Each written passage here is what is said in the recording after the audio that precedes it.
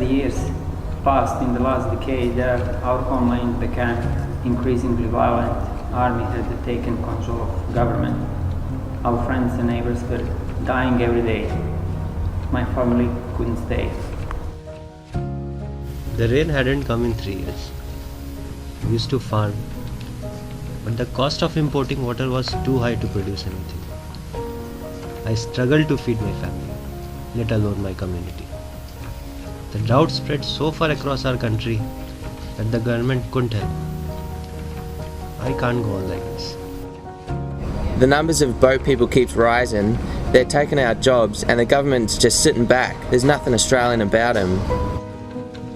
I had escaped my home country from persecution and extreme views.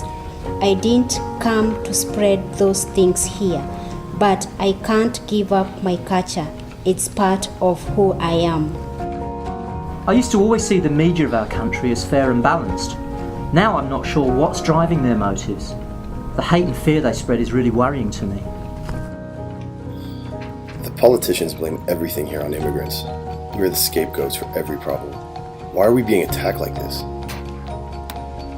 The Prime Minister released a statement today that cultural intolerance has reached a critical level and actions need to be taken.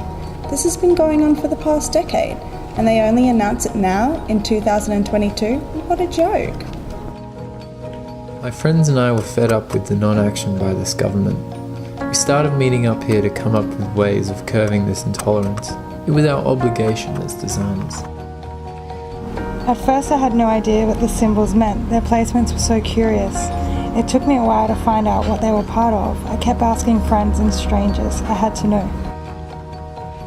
More and more of these symbols kept appearing on walls, under stairs, on trees, on seats. Everywhere. People were starting to stop and listen.